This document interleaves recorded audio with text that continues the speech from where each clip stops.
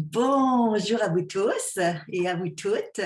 Je me réjouis de cette rencontre pour parler de choses très particulières, fort agréables, très intéressantes. Et je suis sûre que vous avez plein de questions qui sont de ces connexions avec d'autres mondes, avec d'autres réalités et avec notre être intérieur pour parler de l'approche de l'hypnose transtemporelle que j'ai développée, faire un petit retour sur ces concepts et ces idées de retourner dans des vies passées, d'aller dans l'entre-deux-vies, de faire le lien aussi avec l'hypnose, de comment ça fonctionne. Donc, je vais dans un instant démarrer à vous parler de tout ça. Et juste pour une petite explication, puis un bonjour aux personnes qui nous écoutent en différé, car plusieurs personnes, à cause des décalages horaires, ne peuvent pas être présentes en ce moment. Nous avons eu pas mal d'inscriptions, je dois dire, pour ces conférences. Il y a vraiment une grande demande pour ce genre de thématique et je le comprends très bien. Moi, je suis une des premières à être très excitée par la thématique depuis que je suis enfant. J'exagère un peu, mais je pourrais peut-être dire dans le ventre de ma maman. Sûrement avant de commencer cette vie sur Terre, il y avait déjà un intérêt pour tout ça, que vous avez eu peut-être vous aussi depuis un certain temps. Donc, juste pour que vous le sachiez que l'émission est enregistrée pour l'écouter en différé, nous avons fermé volontairement vos micros pour éviter qu'il y ait des bruits de fond. Et puis, on va passer plutôt par le chat, par la conversation écrite. Comme vous êtes très nombreux, ce serait difficile pour moi de faire le tour à chaque fois de tout le monde pour répondre. Donc, mais je sais que vous êtes là et ça me fait plaisir de soit des fois vous voir à l'écran ou pas, puis c'est pas grave, on est ensemble aussi.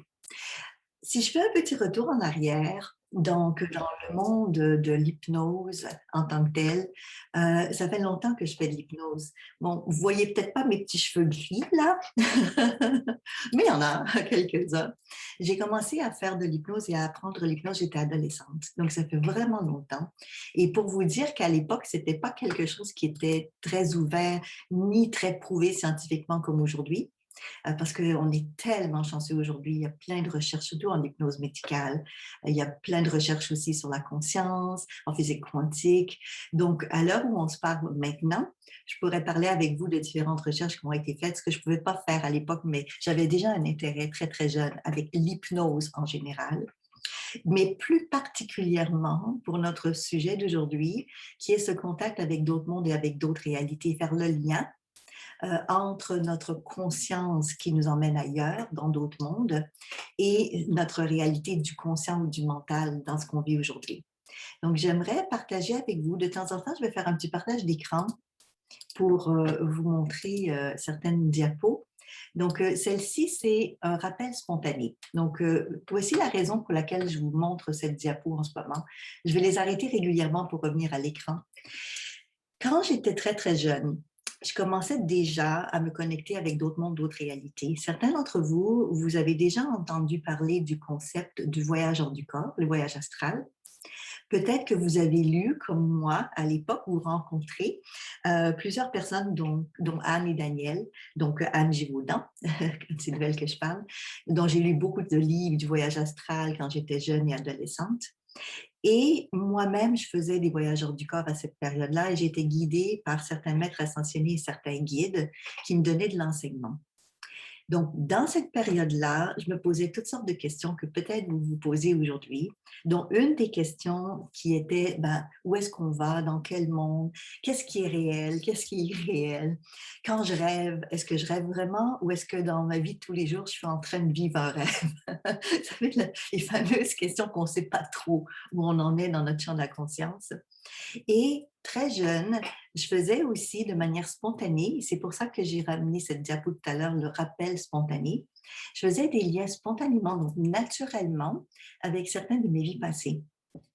Donc, tout simplement en étant tranquille ou en marchant ou bien en étant chez moi très tranquillement en tant qu'enfant, à un moment donné, il y a une information qui montait spontanément et je revoyais à l'intérieur de moi et j'entendais, c'était très visuel et auditif dans mon cas, des scènes où je savais intuitivement que c'était moi dans un autre temps, dans une autre époque. Ça n'était pas moi physiquement comme aujourd'hui, mais j'avais cette sensation intérieure que je revivais quelque chose d'une mémoire qui était en train de s'activer. Et à plusieurs reprises, j'ai revécu certaines vies, des bribes de vie, donc pas tout au complet bien sûr, mais des moments particuliers. Et je me suis posé des questions sur l'intérêt et l'utilité de faire ça, parce que juste voir une vie passée pour une vie passée, c'est intéressant. Mais à chaque fois que je revivais quelque chose de manière spontanée, ça me donnait de l'information sur certaines questions et certaines choses que j'étais en train de vivre.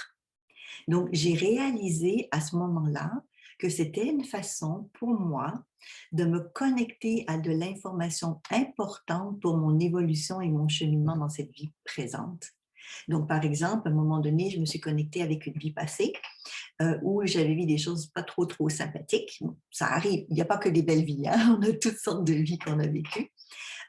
Et ça me donnait de l'information sur une relation. Quelqu'un avec qui je fréquentais à ce moment-là, étant adolescente, et de ce qu'on avait déjà vécu ensemble dans une vie passée. Et là, c'était une réminiscence d'une vie qu'on avait déjà vécue en Égypte où on avait été mari et femme, mais où lui avait beaucoup d'autres femmes, et c'était comme ça à l'époque. Et puis, ben, j'ai été assassinée dans l'histoire. Donc, ça m'a aidé à comprendre des fois le tumulte de la relation qu'on avait et pourquoi dans moi, je voulais ou je voulais pas des fois être impliquée dans cette relation-là. Et c'est arrivé fréquemment tout le long de mon enfance et mon adolescence de me reconnecter de cette manière-là, mais d'une manière, encore une fois, très spontanée. Et dans cette période, les êtres qui m'accompagnaient, donc qui me guidaient dans mon enseignement spirituel, autant sur Terre, parce que j'étais guidée sur Terre par certaines personnes que ailleurs, à l'extérieur, autant ces guides-là me donnaient de l'information sur les vies passées que j'avais parce que j'étais demandante, je voulais en savoir plus, autant ils m'éduquaient sur les capacités de développer mes facultés psychiques ou de me reconnecter, si vous préférez, avec ces facultés psychiques que j'avais déjà développées d'ailleurs dans d'autres vies, dans le passé. Et c'est à partir de cette période-là que j'ai commencé à mettre en place certaines formations avec l'enseignement que j'avais reçu, dont entre autres, j'ai commencé à développer la formation qui s'appelle aujourd'hui Aura Vision, donc se connecter pour développer ses capacités psychiques. Et à travers ce qu'il m'enseignait, j'étais capable, moi, de mon côté, de lire des informations pour donner de l'information à quelqu'un d'autre sur, par exemple, où ils étaient, qu'est-ce qu'ils ont fait avant, quel lien ils avaient avec certaines personnes d'aujourd'hui ou avec la mission de vie qu'ils avaient dans leur réalité. Et je trouvais ça très, très intéressant d'avoir cette capacité de voir les auras, de me connecter à différents mondes, d'être médium, de passer, de canaliser des messages aussi de certaines entités ou âmes qui étaient dans d'autres dimensions. Mais je me demandais à cette époque-là, parce que ça a commencé très jeune cette question-là, de dire oui, mais les gens qui ne savent pas faire, ils vont apprendre comment? J'avais déjà cette conscience et cette question de dire, c'est bien beau que moi, je sois capable d'aller chercher l'information, pour moi au départ, mais aussi pour d'autres personnes, mais est-ce que ça ne serait pas aidant ou souhaitable, peut-être, que les êtres humains eux-mêmes réactivent cette compétence ou cette capacité pour eux de ne plus se poser trop de questions si un médium ou un voyant a dit quelque chose qui était vrai ou pas, mais plutôt de garder leur propre pouvoir et avoir cette capacité eux-mêmes d'aller chercher l'information. Donc, c'était dans ces questionnements de comment on peut faire pour, un, développer pour soi nos facultés, et ça, avec Aura Vision, je l'enseignais, je le démontrais déjà. Et c'est ce qui m'a emmenée très jeune à m'intéresser à tout ce qui est monde, spiritualité, ésotérique à l'époque, on n'appelle plus tellement ça comme ça aujourd'hui, ces mondes parallèles et différents, mais aussi parallèlement à ça, à d'autres disciplines comme la PNL, la programmation neurolinguistique, et entre autres, ce qui nous intéresse aujourd'hui, l'hypnose. Ce qui m'a fascinée très rapidement dans la compréhension de l'hypnose que j'aimerais partager avec vous aujourd'hui, c'est l'utilisation qu'on en fait pour aller dans cet état dit de transe, donc de ce lieu, ce lien entre deux mondes de réalité, entre le conscient et l'inconscient et la conscience aussi. Comment se connecter avec d'autres mondes et d'autres réalités pour aller chercher en nous les informations et ou pour guider quelqu'un à vivre une session d'hypnose pour que la personne aille chercher ces informations à l'intérieur d'elle. Je me souviens à l'époque, certains d'entre vous, vous avez entendu parler du célèbre médium américain qui est décédé aujourd'hui, qui s'appelait Edgar Cayce, donc Edgar Cayce. Et ce qui m'avait fascinée quand je m'étais connectée à cette expérience de cet homme, encore une fois, j'étais enfant à ce moment-là, c'était son histoire et que j'aimerais partager avec vous parce que ça faisait partie de cette réflexion que vous avez peut-être vous aussi sur les différents mondes, les différentes réalités, mais aussi sur nos capacités. En fait, à un moment donné, il était assez jeune et il a été malade. Et dans la maladie qu'il a eue, il ne pouvait plus parler. Donc, ils l'ont emmené, bien sûr, ses parents voir un médecin. Et le médecin a fait en sorte de mettre en lien le, le jeune homme de l'époque avec un hypnothérapeute qui était aussi médecin, en se disant, ben, il n'y avait pas de raison physique pour lesquelles il n'arrivait plus à parler, il y avait peut-être quelque chose d'autre.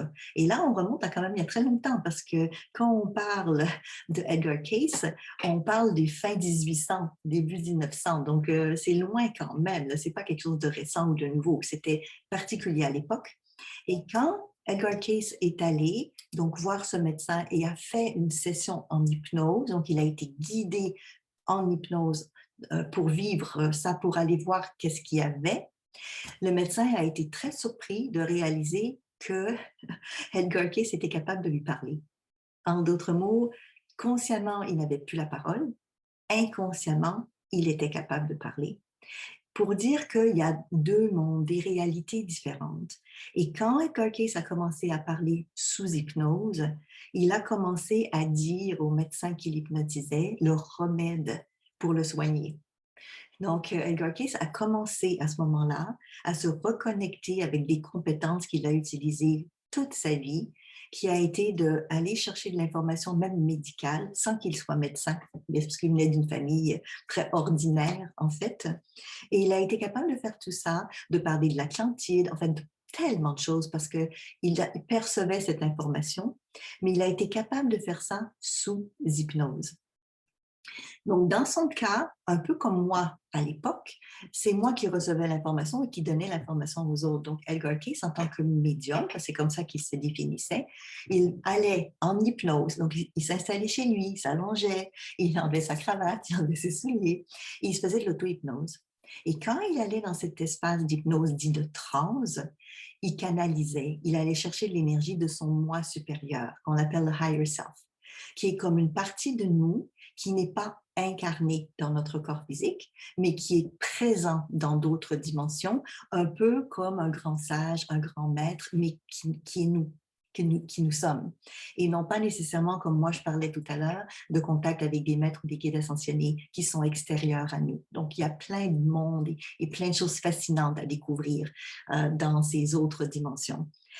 Donc, j'ai réalisé en entendant parler de l'hypnose que ben, fort probablement j'allais en transe, c'est sûr, pour me connecter spontanément à différentes choses, mais que ça serait intéressant de explorer cette discipline qui permet aux gens, lorsqu'ils sont sous hypnose, mais la plupart du temps conscients aussi, c'est-à-dire que c'est pas parce qu'on est en hypnose qu'on est automatiquement endormi.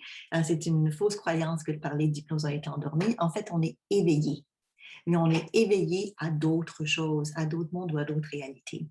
Et c'est là que j'ai commencé, donc, j'étais adolescente, à me dire, ouais, l'hypnose, c'est quelque chose pour moi. J'ai suivi des formations. J'ai eu la chance, très, très jeune, d'être bilingue francophone et anglophone. C'est au Canada, souvent, c'est notre cas. Ce qui fait que j'ai eu des enseignants dans différents pays qui m'ont enseigné l'hypnose. Et là, je parle de l'hypnose plus classique, mais aussi l'hypnose dite ericksonienne. Donc, je vais juste faire un petit partage d'écran, encore une fois, avec vous pour retourner là-dessus, sur l'hypnose.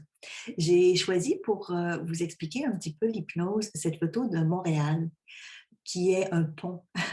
Et c'est une photo la nuit avec la lune. C'est tout simplement métaphorique pour représenter que cet état de transe, c'est un pont et un lien entre deux mondes, entre le conscient et l'inconscient.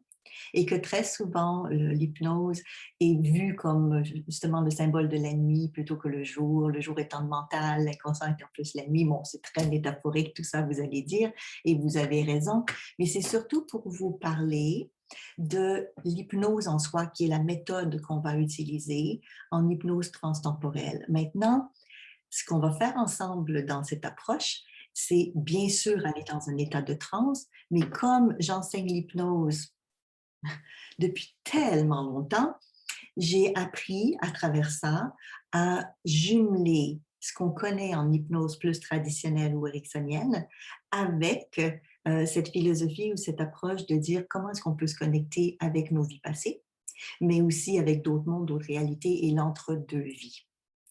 Quand j'ai fait des études en hypnose, à l'époque, j'ai vite appris, bien sûr, comment on va en état de transe, ça c'est sûr. Et habituellement, lorsqu'on est accompagné en hypnose, on a un hypnothérapeute ou un hypnologue qui nous guide, qui nous accompagne et qui parle d'une certaine façon pendant qu'on va à l'intérieur de soi. Bon, je ne vous ferai pas ça trop longtemps parce que est tous endormis. Mais c'est pas grave, vous comprenez le principe. Il y a une méthodologie et il y a une façon de dire les choses pour emmener les gens à aller dans cet état de transe pour se connecter à leur inconscient. Et puis, oui, mais ça prend aussi du temps. Et c'est pas à chaque fois qu'on utilisait l'hypnose que les gens faisaient des régressions. Même la plupart du temps, c'était pas le but de ces sessions d'hypnose. C'était plutôt pour se connecter à l'inconscient pour trouver des solutions, pour aller chercher des forces et des ressources que la personne a à l'intérieur d'elle. Donc, de l'hypnose, dans le transtemporel, on utilise le concept de la transe, mais on n'utilise pas toutes les méthodologies habituelles d'accompagnement de l'hypnose, puisque vous allez être surpris d'entendre ce que je vais vous dire, mais on n'en a pas besoin de tout ça. On n'a pas besoin de quelqu'un qui nous parle pendant des heures. On n'a pas besoin d'être en transe nous-mêmes pendant des heures pour faire remonter des mémoires. Oh, très intéressant. Donc là, je suis en train de contrer certaines croyances limitantes que vous avez peut-être, vous, entendu parler, que moi, j'ai beaucoup entendu parler, qui sont que c'est très difficile et compliqué de faire remonter des informations d'une vie passée, ce qui est complètement faux, parce que la majorité d'entre vous, vous avez déjà eu des mémoires de vie passée, ne serait-ce que dans des rêves. Des fois, vous en avez une idée, dans le sens, ah oui, c'est vrai, quand j'ai vu ça dans mon rêve, oh, j'avais l'impression que. Des fois, vous ne savez pas du tout que c'était une réminiscence ou une mémoire qui s'activait d'une vie passée, mais ça a été présent quand même. Donc, c'est totalement naturel pour chacun de nous d'être capable de réactiver de l'information dans ce qu'on appelle le nuage de cloud, un petit peu comme en informatique aujourd'hui, là, où on se dit que dans notre ordinateur, il y a de la mémoire, mais que la majorité de la mémoire n'est pas dans l'ordi, elle est placée ailleurs. Et c'est exactement le même concept qu'on utilise lorsqu'on veut se connecter avec d'autres mondes et d'autres réalités. Donc, quand j'ai commencé, pour moi, à aller chercher de l'information de manière spontanée, j'ai vite compris que si je me faisais de l'auto-hypnose, ça facilitait les choses et que je pouvais le faire à volonté.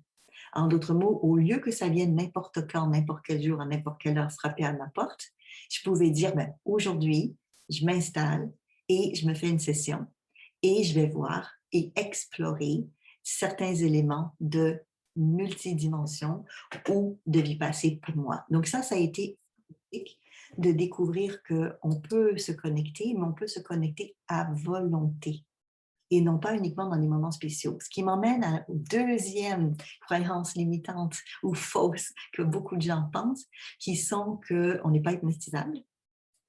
Tout le monde est hypnotisable tout simplement parce que la transe est naturelle. On y va tous à plusieurs moments dans la journée. Vous savez, quand vous êtes soi-disant dans la lune, ben vous n'êtes pas dans la lune, vous êtes en contact avec votre réalité plus profonde.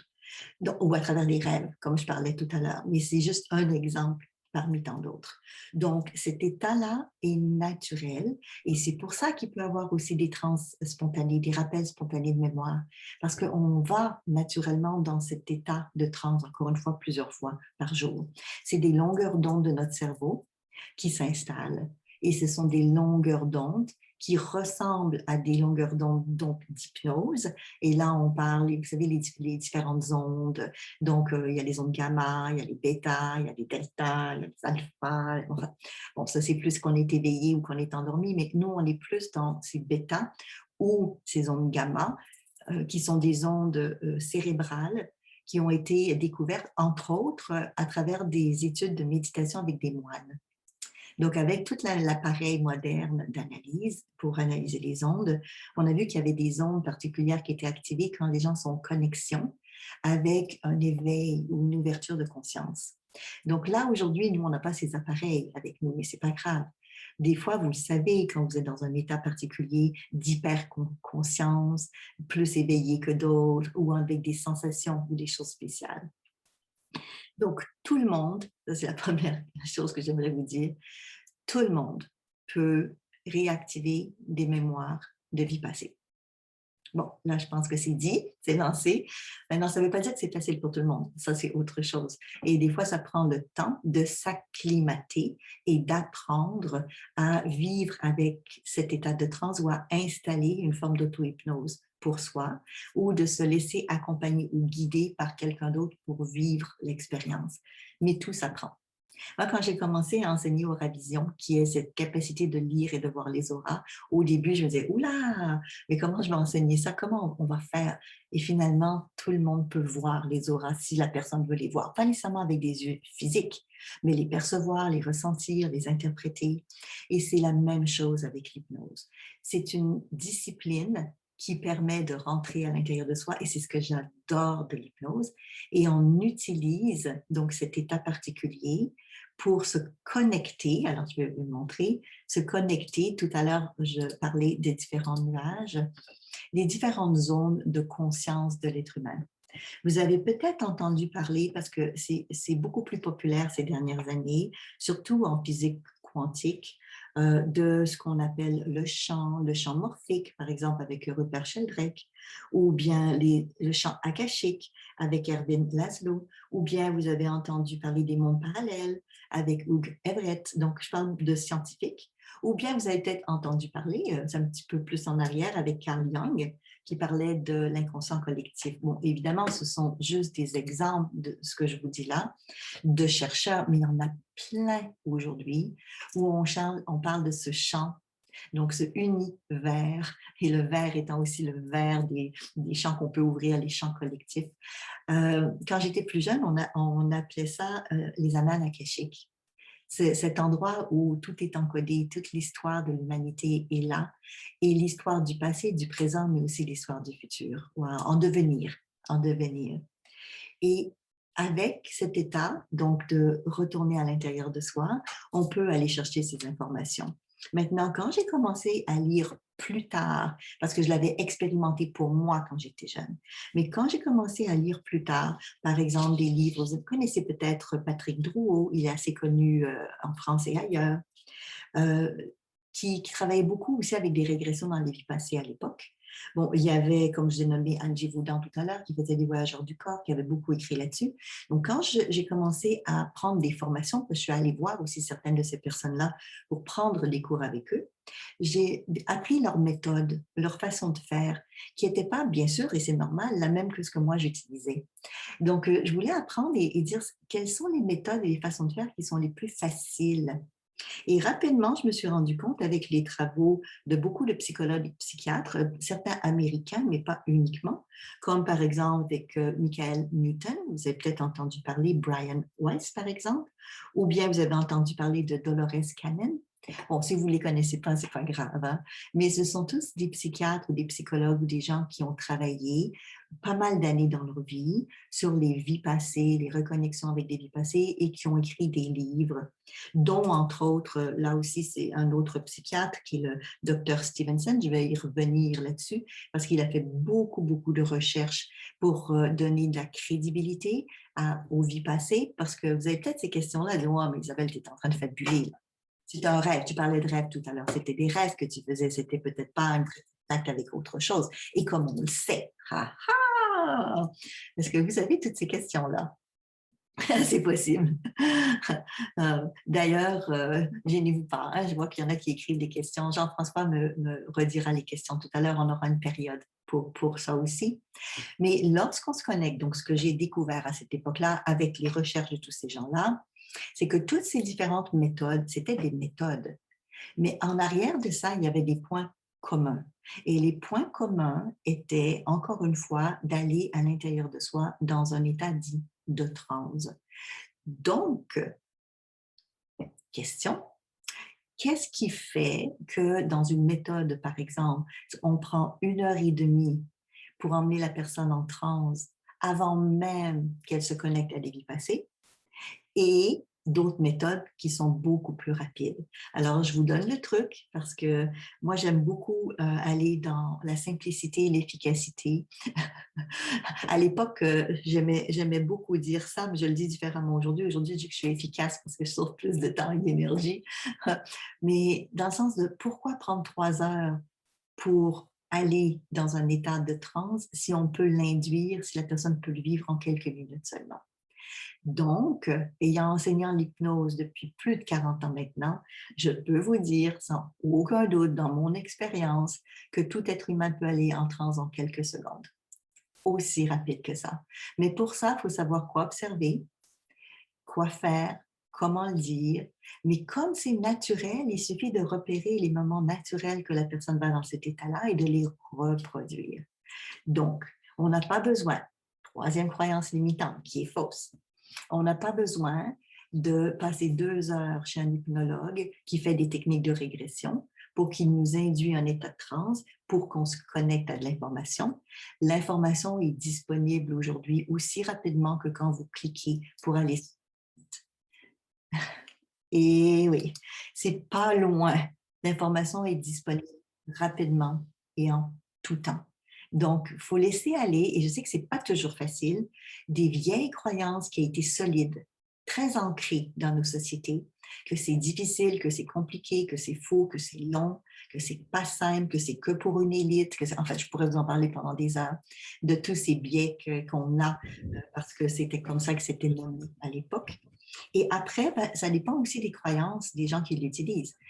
Si je fais de l'hypnose et que moi, je crois que pour que la personne contacte son être profond, il faut qu'elle soit dans un état de transe très, très profonde qui va prendre 20 minutes à 1 heure à installer, ben, je vais le faire parce que je vais avoir la croyance. Étant donné que dans mon cas, j'ai vécu cette expérience spontanément quand j'étais enfant, je savais très bien qu'on n'avait pas besoin de se préparer pendant des heures. Je l'avais vécu de cette manière-là. Donc, c'était plutôt comment je vais reproduire quelque chose que je sais qui est possible. Et c'est là qu'en développant les facultés psychiques de se connecter à d'autres champs d'énergie, comme je vous ai dit, puis à l'époque, à développer mes facultés psychiques, la voyance, la clairvoyance, la kinesthésie, enfin, toutes sortes de choses, et que j'ai compris que tout le monde pouvait le faire aussi. Je reviens là-dessus, c'était pas juste moi. J'ai des méthodes ou les façons de faire pour le faire, mais tout le monde a ses capacités parce que on a cette possibilité à l'intérieur de nous de revenir soit dans notre inconscient réactif de mémoire que l'on a déjà, ou, et je reviens là-dessus, se connecter ailleurs dans d'autres champs. Maintenant, comment concrètement est-ce qu'on le fait? Parce que plusieurs d'entre vous, vous avez ces questions-là. Sachez qu'il y a des machines qui existent aujourd'hui. On est dans un monde scientifique. Hein? Il y a des machines qui existent aujourd'hui pour nous aider à faire beaucoup de choses. Donc, en particulier, peut-être que vous avez déjà entendu parler de l'aura humaine. Donc, ce qu'on appelle aujourd'hui plutôt le champ bioélectromagnétique, puisqu'en réalité, ce qu'on appelle l'aura, c'est tout simplement une émanation d'électricité et de magnétisme que l'on a, donc électromagnétique, qui porte différents noms, mais qui a aussi différentes couleurs. Et l'effet Kirlian, donc qui est une machine que des Russes ont développée il y a déjà plusieurs années, nous permettent de voir sur pellicule, sur papier, et même avec les doigts. Donc, peut-être certains d'entre vous avez lu là-dessus, vous avez déjà vu ça, c'est fantastique. Donc, moi, à l'époque, quand je voyais les auras, je ne les voyais pas sur des photos, parce que je les voyais autour. Tournez légèrement à droite pour continuer sur route de Corinne. Réalité, c'est pas toujours aussi tangible qu'une photo comme on voit là, mais sachez que de plus en plus, les chercheurs et les scientifiques développent des machines pour nous permettre de le faire. Donc là, ce que vous voyez, je vais le partager, vous partager à l'écran. C'est Jean-Yves qui est en Nouvelle-Calédonie. Donc, je salue À les gens de droite pour Nouvelle-Calédonie. continuer sur route de Corinne. D'un côté, donc ici, vous voyez mon écran, il a un chien sur lui, c'est son chien-chien. Et de l'autre côté, il n'était pas là. C'était là Complètement pour la mission au de rond-point, ravison prendre la première sortie sur route de la Bonneau. l'effet Kirlian, En 200 mètres, au qui a rond-point, photographié donc Jean-Yves et 2 minutes après, photographié Jean-Yves avec son chien. Vous voyez la différence de couleur? Et on dit que les animaux n'ont pas d'âme. Hein? Bon, un petit clin d'œil, là aussi. Donc, tout ça pour dire qu'on a la possibilité d'avoir de l'aide de machines. À un moment donné, il y a longtemps de ça, je m'étais procuré des lunettes qui faisaient des effets avec des jeux de lumière. C'était des scientifiques qui avaient développé ça. Il y avait des sons qui allaient avec pour faciliter la mise en transe. Peut-être que vous avez, vous aussi, entendu parler de ça.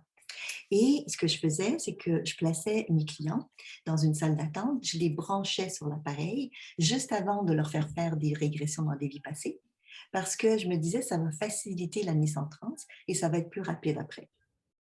J'ai beaucoup évolué avec le temps et je me dis aujourd'hui que c'est plus nécessaire d'utiliser tout ça parce qu'il y a d'autres méthodes pour le faire.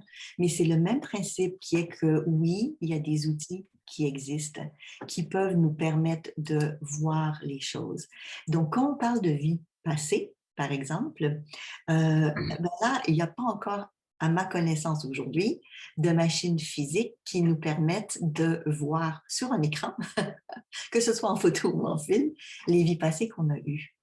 Mais l'être humain est plus fort que la machine. Quand je vois des photos d'effets Kirlian, pas uniquement parce qu'il y a d'autres machines qui existent, où on voit aussi les auras et on peut les voir aussi comme des films aujourd'hui, on voit très très bien les couleurs, par exemple, du champ électromagnétique, mais on ne voit pas dans ces images qui sont faites par les machines, on ne voit pas les formes pensées, on ne voit pas les vies passées, on ne voit pas les différentes couches d'aura, ni l'information qui est reliée dans les différentes couches, comme le mode causal ou le astral, lui, on le voit un peu plus avec les couleurs. Tout simplement parce que l'esprit humain, lorsqu'il se connecte aux différents champs, et on a cette capacité innée de se connecter à tout ce qui est vivant, ce qui est vraiment fantastique, ben, nous, on perçoit beaucoup plus que les machines d'aujourd'hui. Figurez-vous.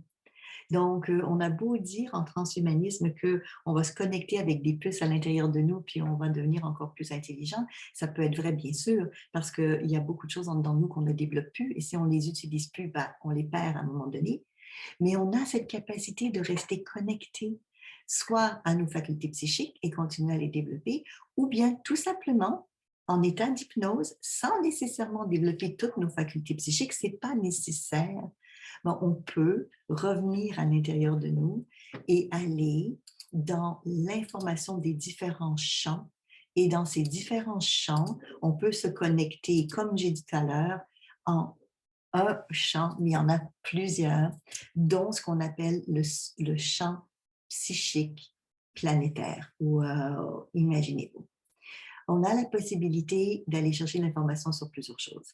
Quand j'ai commencé à recevoir des clients, et j'ai commencé très, très jeune, j'avais une passion de ça réellement depuis tellement longtemps, à se reconnecter à leur vie passée, à eux, je me suis rendu compte que, et de un, l'information venait beaucoup plus rapidement que même ce que moi j'avais imaginé, et même pour les autres personnes, et que quand certaines personnes avaient un peu plus de difficultés, c'est tout simplement qu'elles devaient prendre un peu plus de temps pour apprivoiser la méthode. C'est tout. C'est comme apprendre à cuisiner. Des fois, c'est plus vite, des fois, c'est moins rapide. Après, c'est une question de goût. Il y a des gens qui n'aiment pas cuisiner, et puis c'est correct. Il y a des gens qui n'aiment pas aller dans les vies passées ou qui ne croient pas, et c'est correct. On n'ira pas aujourd'hui faire un débat là-dessus, mais on va plutôt aller dans comment je vais aller lire cette information. Et c'est pour ça que j'ai pris le concept du cloud, du nuage, et c'est pour ça que je vous montre cette diapo en ce moment, parce que quand on lit sur notre ordi ou sur notre tablette, elle est où l'information? Elle est là, parce que vous la voyez, mais elle est ailleurs. Et c'est aussi facile que ouvrir notre tablette, notre téléphone, pour se connecter à Internet. C'est exactement la même chose que l'on fait lorsqu'on se connecte à d'autres mondes et à d'autres réalités.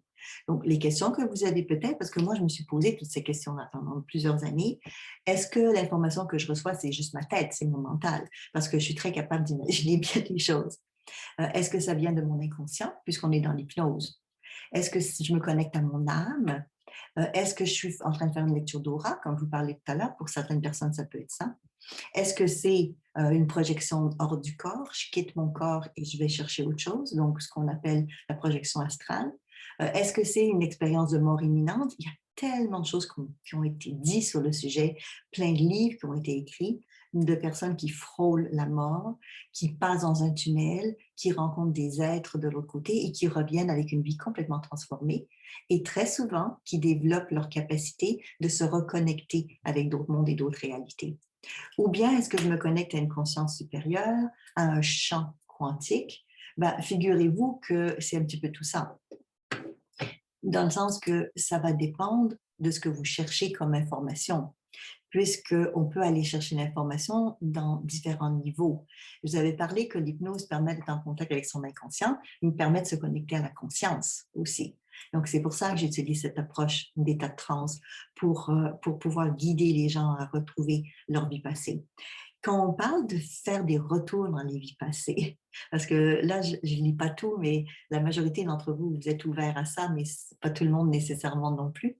Mais quand on se connecte à une vie passée, habituellement, on le fait pour plusieurs raisons. Et comme je l'expliquais, ce n'est pas juste pour regarder un film. À l'époque, quand j'ai lu sur les travaux de Ian Stevenson, je reviens sur lui, je vous en avais parlé tout à l'heure, c'est un psychiatre. Ça fait presque plus de 20 ans, même plus de 20 ans, qu'il avait déjà fait ses recherches là-dessus. En fait, c'est un spécialiste, donc c'est un psychiatre, mais spécialisé pour les enfants. Et il y a beaucoup de psychiatres qui travaillent avec les enfants, il n'est pas le seul, qui ont eu des jeunes, des très jeunes enfants, en bas même de 5-6 ans, qui racontaient des expériences qu'ils avaient vécues, mais ils parlaient d'un deuxième papa ou d'une deuxième maman, où ils expliquaient des choses particulières. Je me souviens d'une de mes clientes, à un moment donné, elle ne venait pas du tout pour faire une régression dans une vie passée, mais elle venait, parce que je fais aussi du coaching, de l'accompagnement, et elle venait parce qu'elle était inquiète pour son garçon, parce qu'elle avait vécu une expérience assez particulière. Son fils avait 7 ans, elle était en voiture avec lui, elle allait faire des courses, quelque chose de très simple, et il a commencé à trembler et à être en état de panique, comme pour aucune raison. Et il lui a tout de suite dit, maman, maman, maman, on a un accident. Donc, c'était pas vrai, il n'y avait pas d'accident. Et pendant qu'il était en train de vivre ça, donc elle était inquiète, elle a stationné, elle a arrêté la voiture pour voir qu'est-ce qui se passait.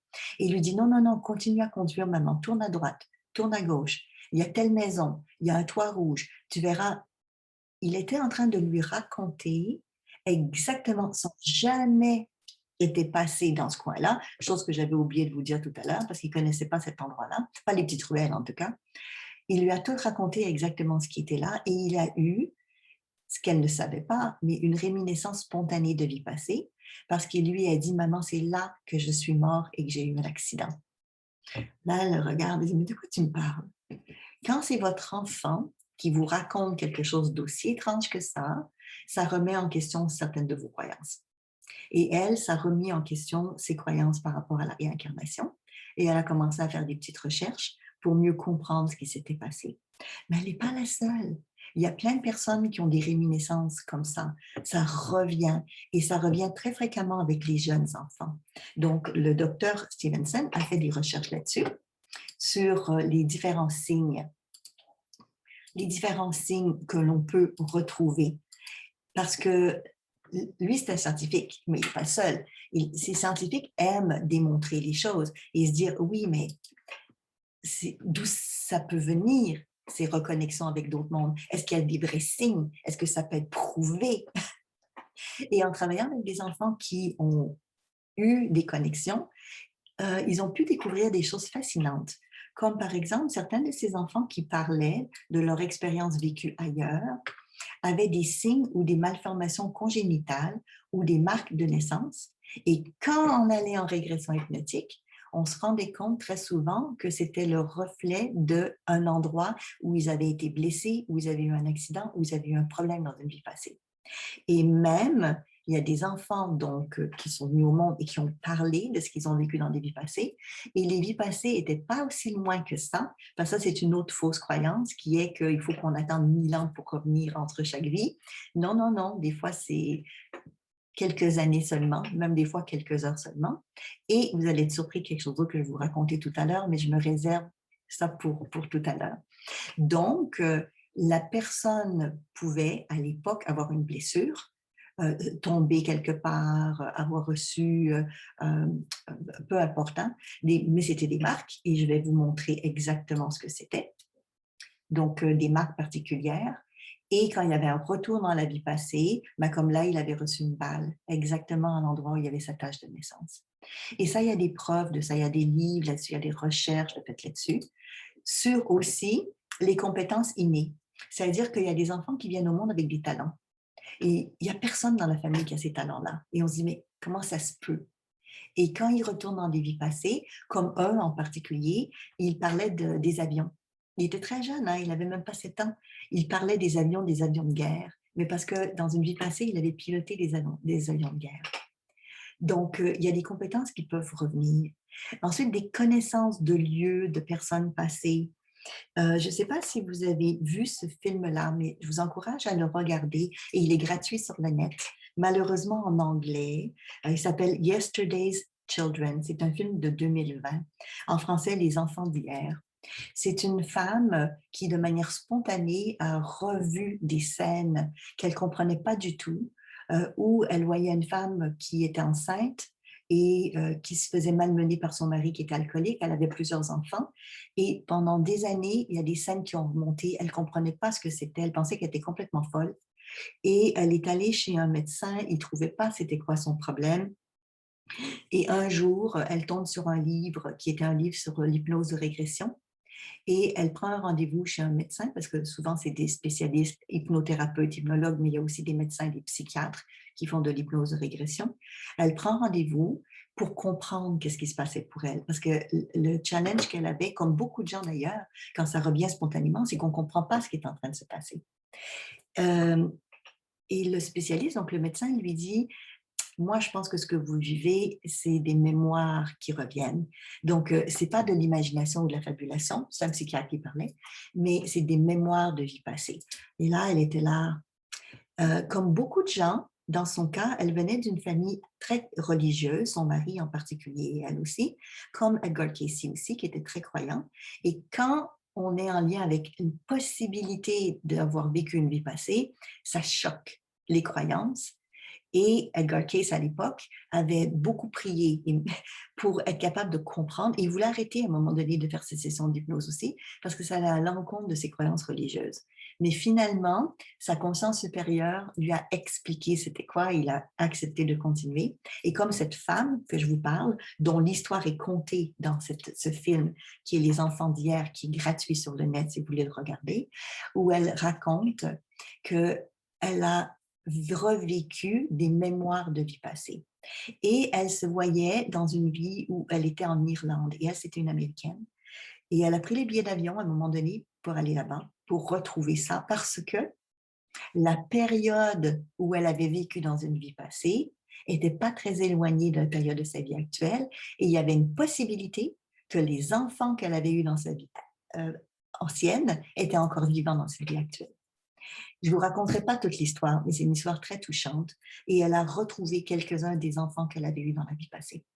Et quand ils se sont rencontrés, qu'eux ont commencé à parler de ce qu'ils avaient vécu avec leur père et avec elle, elle continuait les histoires. Elle continuait parce qu'elle le savait. Donc, ils se racontaient mutuellement les mêmes choses. Donc, c'est fantastique que des fois, pas toujours, mais des fois, on peut même avoir des preuves réelles et tangibles de choses qu'on aurait pu vivre dans des vies passées. Donc, ça existe, c'est possible. De mon côté, quand j'ai fait des régressions de vie passée, pour moi personnellement, il est arrivé à quelques reprises que j'ai de l'information que j'ai pu valider et vérifier, soit avec des noms que je recevais, avec des lieux précis, et j'ai même été sur place physiquement pour revoir certaines scènes et pour m'imprégner du lieu, pour mieux comprendre les choses. Sachez que ce n'est pas toujours possible, des fois on n'a pas cette information-là, mais dans les travaux du docteur Stevenson, lui, il prenait uniquement les cas pour les étudier où il avait tout ce genre d'informations-là. Donc, il y a aussi, comme par exemple avec les Dalai Lama, des reconnaissances d'objets ayant appartenu à eux ou à d'autres personnes. Ou bien, ça, vous avez peut-être entendu parler de ça, la xénoglossie, c'est des fois, il y a un langage qui revient. Donc, il est arrivé, il y avait une femme qui a eu un gros accident de voiture et suite à son accident de voiture, elle a été dans le coma et quand elle est sortie du coma, elle a commencé à parler en langue et des langues qu'elle ne connaissait pas du tout avant. Et ça s'est avéré que c'était des vraies langues anciennes. Donc, évidemment, on peut fabuler, on peut inventer une langue. Mais là, on parle de langues qui ont existé, mais que la personne ne connaissait pas ou n'a pas connu de son vivant. Et il arrive que quand les personnes vont en transe, se reconnectent à une vie passée, s'ils ont parlé dans une langue particulière, qu'il y a des sons ou des noms, ou carrément le langage qui revient. C'est arrivé à certaines personnes. Ça n'arrive pas à tout le monde, mais ça arrive. Ensuite, quand la personne a eu dans la vie passée des accidents ou des traumas, malheureusement, c'est possible qu'ils soient encore activés dans cette vie-ci.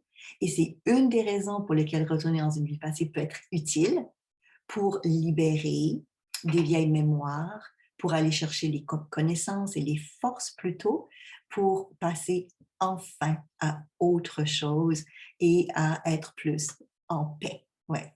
Il arrive aussi des fois, dans ce que le docteur Stevenson a découvert, qu'il y a des ressemblances physiques, et je vais vous montrer des photos, entre la personne de cette vie-ci et la personne de la vie précédente.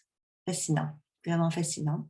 Et quelquefois, dans leur façon d'écrire, parce qu'il y a des gens d'aujourd'hui qui se sont reconnectés à des vies passées, et dans une vie passée, par exemple, ils étaient écrivains. Et quand ils ont regardé les textes, la formulation, ils avaient la même structure de langage, la même structure de phrase que ce qu'ils peuvent avoir aujourd'hui. Donc oui, il y a quelques preuves comme quoi ça existe. Maintenant, l'objectif n'est pas nécessairement qu'avoir des preuves. L'objectif est que ça vous donne quelque chose dans votre vie, que ce soit un plus pour vous de l'expérimenter réellement. Ce qui m'emmène à vous parler de ça, vous voyez. Donc, les ressemblances physiques, c'est pas exactement identique, on s'entend. Mais là, on a la Suzanne Guinan qui était dans les années 60, si je ne me trompe pas, et puis qui était ensuite l'autre personne dans sa vie précédente. Quand les gens reviennent sur Terre et ont vécu il n'y a pas trop longtemps, la technologie nous permettait de prendre des films et des photos. Et il arrive qu'on peut avoir physiquement, historiquement parlant, des données sur ce que la personne a vécu. Wow! Donc, vous voulez quand vous connecter à vos vies passées ou à ce qu'on appelle l'entre-deux-vies, hein, j'y arrive dans un instant, pour quelle raison? Peut-être regarder à un moment donné, là, qu'est-ce que vous allez écrire, pour quelle raison? Sachez qu'on peut se connecter à des vies passées pour toutes sortes de choses. Une des raisons pour lesquelles on va se connecter à une vie passée, j'en ai parlé tout à l'heure, c'est pour libérer des mémoires, pour mieux comprendre les situations, des choses qu'on ne comprend pas trop, qu'on a déjà vécues. Puis aussi, et ça, je vais vous ramener ça parce que c'est quelque chose qui revient assez souvent dans les perceptions. Les gens qu'on a rencontrés dans notre vie, c'est qu'est-ce qu'on a vécu ensemble, pourquoi on se revoit, l'enfant que je vais avoir, est-ce que je l'ai connu avant, est-ce qu'on a une mission commune, est-ce que j'ai quelque chose de particulier à lui apporter dans cette vie-ci, comment ça se fait que cette personne, je l'adore, c'est comme si c'était un frère et pourtant c'est juste un ami. Quels sont les liens que l'on a avec les gens qu'on a déjà vécus, par exemple, et retourner comme ça dans le passé peut nous donner de l'information aussi sur toutes les personnes qu'on a pu côtoyer à l'époque. Alors, je ne sais pas si ça vous est déjà arrivé, là j'ai mis aussi des collègues, hein, il y a la famille, mais ça peut être au travail, ou un enseignant, quelqu'un que vous rencontrez et vous vous dites, mais cette personne-là, c'est comme si je la connaissais depuis des lustres. Ben, peut-être que vous la connaissez depuis des lustres. C'est pas impossible. Maintenant, c'est pas à chaque fois qu'il y a un conflit avec quelqu'un qu'on a vécu dans une vie passée ensemble, c'est pas ce que je vais dire. Mais retourner dans des vies passées nous permet d'aller chercher de l'information, puis c'est de l'information qu'on va chercher pour clarifier, mieux comprendre ce que l'on vit, ce qu'on a déjà vécu, où sont les gens qu'on a déjà connus. Et je viendrai, parce qu'on parle aussi au niveau amoureux, des personnes qu'on rencontre, sur le fameux concept des flammes jumelles. Vous avez déjà entendu parler de ça, des âmes sœurs, des flammes jumelles. Bon, il y a beaucoup là aussi de conceptions erronées par rapport à ça, mais si je reviens sur une chose qu'à un moment donné, ça m'avait surprise, il y a des années de ça, je faisais faire une régression à quelqu'un et la personne régressait, et puis elle régressait dans une vie passée. Donc, c'était une femme et elle régressait dans une vie passée où elle était soldat en pleine guerre américaine, on va dire comme ça. Et puis, donc, elle me racontait des scènes qu'elle vivait là-bas. Et je l'ai ensuite emmenée à une autre vie parce que dans une session, des fois, on peut même visiter plusieurs vies. Et ils n'ont pas rien qu'une. Ça dépend du temps qu'on a qui est disponible. Et tout d'un coup, je l'emmène ailleurs parce qu'elle avait été chercher l'expérience qu'elle avait besoin de savoir à ce moment-là. Je l'amène ailleurs et là, elle me parle de quelque chose qui était presque dans la même période. Et là, je me suis dit, ben voyons, non, ça se peut pas, c'est juste pas possible. Comment est-ce qu'on peut vivre deux vies passées qui seraient comme interreliées? Hmm. Ben, ça m'a ouvert l'esprit, pas me limiter, à dire, ben, c'est peut-être possible que l'âme soit scindée et se place dans deux corps différents, mais que c'est la même âme, ce qui est en arrière du concept des flammes jumelles. Mais ça ne veut pas dire qu'on revient dans la vie ensemble pour être amoureux ou amoureuse nécessairement. La plupart du temps, c'est pour vivre des expériences additionnelles, pour se donner le plus d'informations, le plus de choix, le plus d'apprentissage possible. Donc, j'ai découvert ça à ce moment-là et à ma grande surprise, quand j'ai lu ensuite les travaux, je reviens toujours au docteur Stevenson parce qu'il a fait vraiment beaucoup de recherches là-dessus. Et quand je suis revenue sur ses travaux, il parlait des âmes scindées parce qu'il en avait eu quelques-unes dans les personnes avec qui il était. Donc, voici un cas qui est un classique que vous pourrez lire dans ses travaux.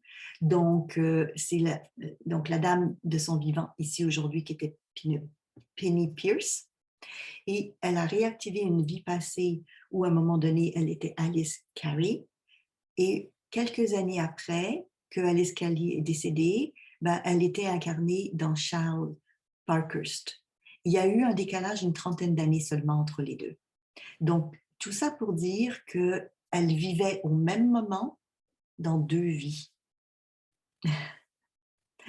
Mais elle n'a pas vécu la même longueur de temps. C'est-à-dire que pendant 20 ou 30 ans, elle a été vivante, scindée dans deux corps différents, dans des lieux différents sur la planète Terre. Donc, c'est un concept intéressant qui peut expliquer des fois pourquoi les gens vont revenir très rapidement d'une vie à l'autre. Comme je disais tout à l'heure, moi, je connais des gens qui sont venus même tout de suite après leur mort et non pas nécessairement des centaines d'années après. Ça dépend toujours de l'expérience ou de l'apprentissage que la personne a à faire. Et oui, il y a peut-être un autre vous dans votre âme qui vit quelque part sur la planète en ce moment.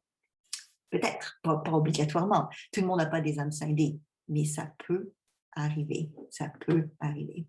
Un des intérêts aussi de faire ce travail de retour en soi, donc par l'hypnose transtemporelle, par exemple, c'est de vivre cette expérience de passage. On parlait tout à l'heure de quand les gens ont une mort imminente, c'est pas une vraie mort, mais ils passent un passage. Donc, tout le monde ne vit pas cette expérience de passage. Mais en fait, on va dans ce qu'on appelle l'entre-deux-vies. Un des grands intérêts que je trouve personnellement de faire ce retour dans les vies passées, c'est pas uniquement pour les vies passées, même si elles sont intéressantes, mais c'est pour aller dans cette entre-deux-vies. Donc, entre-deux-vies, ça veut dire quoi? Ça veut dire dans ce monde où on n'est plus dans notre vie passée, mais on n'est pas encore dans notre vie actuelle. Et dans le entre-deux-vies, C'est là qu'on fait le bilan de l'expérience, de qu'est-ce qu'on a vécu dans la vie précédente, qu'est-ce qui a marché, qu'est-ce qui n'a pas marché. Et c'est là aussi qu'on va définir les contrats d'âme. Donc, ça veut dire quoi? Ça veut dire avec qui je veux revenir dans cette vie-ci. Qu'est-ce que je n'ai pas résolu d'une vie passée que je vais ramener aujourd'hui? Ou bien on s'est tellement aimé, ça a été tellement de fun de travailler avec toi que j'aimerais qu'on continue un projet dans cette vie-ci. Donc, l'entre-deux-vie permet beaucoup de choses. Se connecter dans cet espace-là, je vous souhaite vraiment de pouvoir le faire, d'expérimenter. Expérimentez-le, vraiment. Ça peut être de recontacter les guides qui vous ont aidé à choisir la mission ou les missions de vie pour vous dans cette vie-ci. Ah, ah. Ça peut être pour aller aussi, je vais vous le montrer, ça peut être aussi, voilà, pour aller, je vais le montrer comme ça, pour aller dans ce qu'on appelle de l'autre côté un lieu de soins. C'est-à-dire qu'il arrive que quand on décède et qu'on est mal au point, psychiquement ou physiquement, de l'autre côté, c'est un petit peu comme un lieu de repos.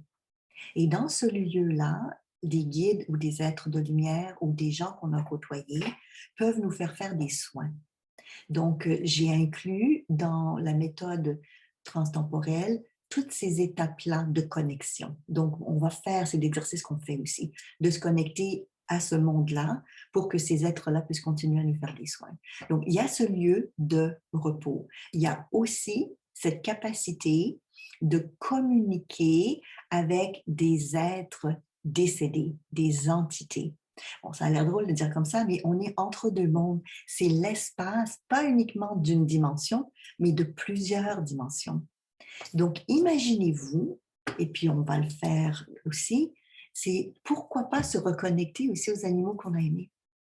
Parce qu'on a eu des contrats d'âme aussi avec eux. Vous savez, dans cet espace entre deux, c'est là qu'on dit, on va partager un moment de chemin ensemble. Pourquoi pas? Et on peut se reconnecter à l'entre-deux pour leur reparler, pour communiquer avec eux, pour savoir où ils sont.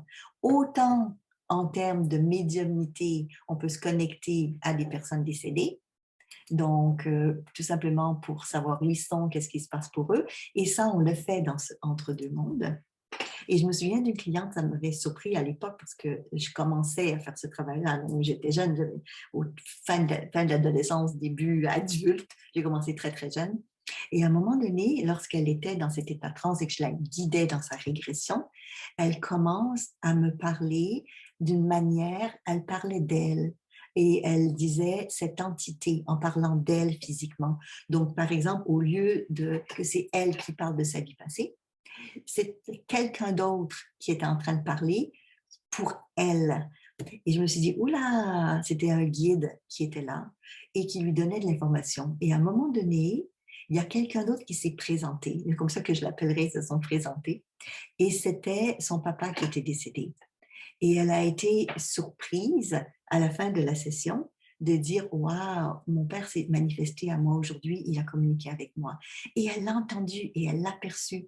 C'est pour ça que je vous disais que j'adore cette façon de procéder, parce que ce n'est pas uniquement un médium de l'extérieur qui dit à quelqu'un ce qu'on peut faire, je le fais déjà, on peut faire ce genre de choses, mais c'est plutôt elle-même qui a entendu son papa lui raconter des choses. C'est vraiment, vraiment, vraiment fantastique, réellement. Et on peut se connecter à travers ça aussi. Donc, et pourquoi pas, on a parlé d'entité tout à l'heure, mais ça peut être avec ce qu'on appelle notre ange gardien ou des êtres lumineux, qui ne sont pas nécessairement les mêmes êtres. Donc, dans cet espace entre deux mondes, c'est comme une possibilité de connexion avec toutes sortes d'entités, des gens avec qui on a vécu dans des vies passées, mais qui ne sont plus sur Terre, avec des êtres donc décédés, mais aussi avec des êtres plus spirituels qui sont là, qui peuvent nous guider ou nous accompagner. Et ça, j'adore ce lieu-là, ce qu'on appelle le conseil des sages. Wouhou! Figurez-vous que de l'autre côté, il y a un lieu fantastique que je vous invite à découvrir si vous n'êtes pas déjà été là, où il y a des êtres évolués, avancés, qui sont un peu comme des enseignants et des guides pour vous, qui vous suivent depuis des vies, qui vous connaissent très bien et qui n'attendent que votre venue pour discuter et échanger avec vous de votre évolution. De l'autre côté, avant de s'incarner, on visite ce conseil, on parle et on échange avec ces sages et c'est ce qui détermine le chemin, la vie ou les missions qu'on accomplira dans cette vie-ci. Mais à tout moment donné, on peut se reconnecter à ce entre-deux mondes et retrouver l'espace du conseil des sages. Vous savez, plusieurs d'entre nous, on se pose la question, qu'est-ce que je fais sur Terre? Hein? Et on parle souvent de notre mission de vie, hein? Mais c'est dans l'entre-deux-vies qu'on peut se reconnecter avec les raisons pour lesquelles on a envie de retourner sur Terre.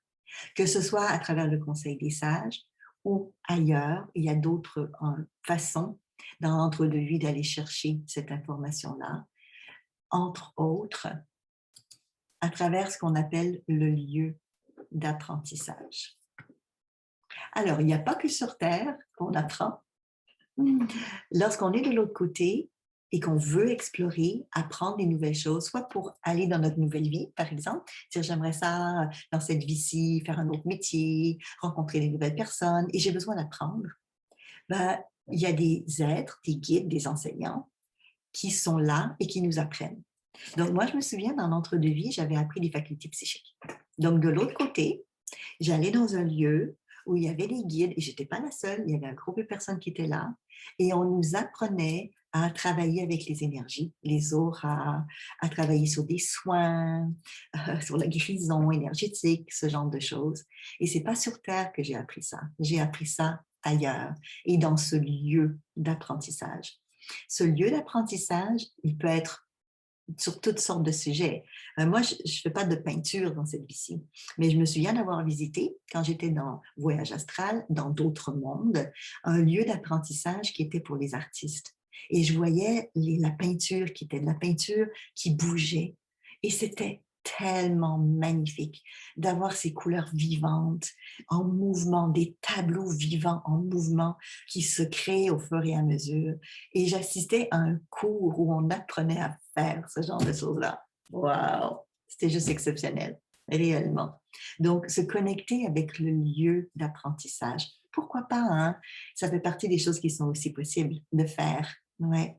Peut-être que vous vous êtes posé la question, de l'autre côté, est-ce que j'ai une famille? En fait, c'est ce qu'on appelle la famille d'âme. C'est-à-dire que des fois, on vient sur Terre puis on se sent seul.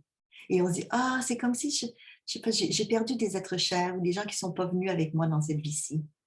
Notre famille d'âme, il arrive qu'on se réincarne ensemble, mais des fois, il arrive qu'ils vont rester de l'autre côté.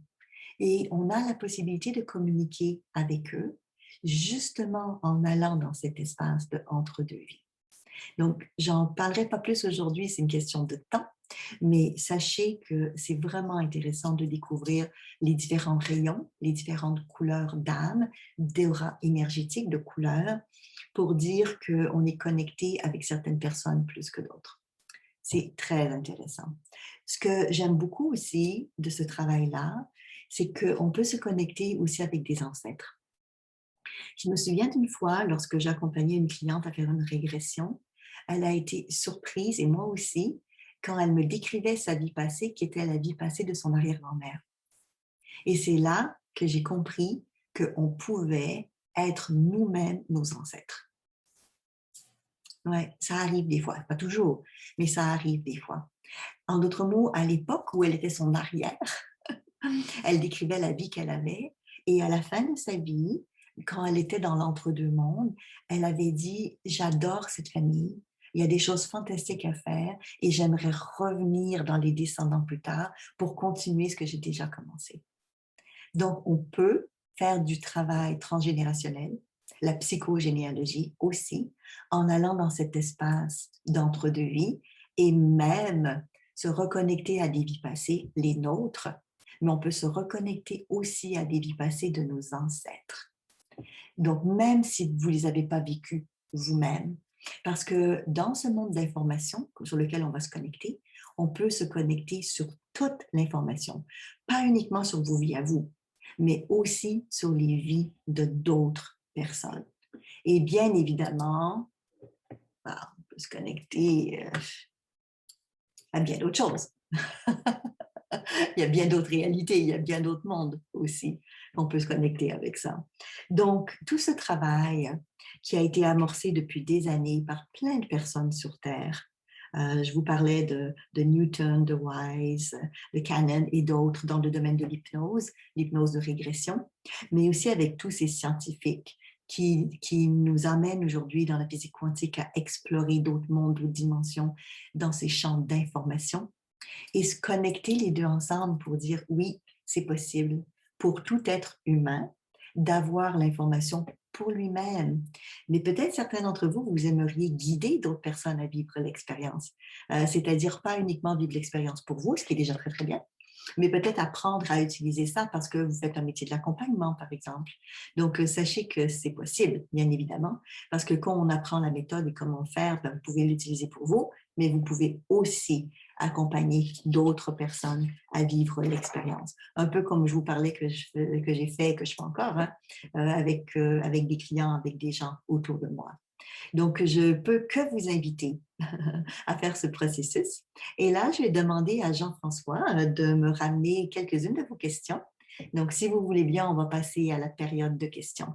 Sachez que certains d'entre vous, vous aimez l'hypnose, mais votre but n'était pas nécessairement d'apprendre aujourd'hui sur l'hypnose de régression. C'est comme une découverte. Ah, Isabelle, je ne pensais pas que tu me parles de ça aujourd'hui.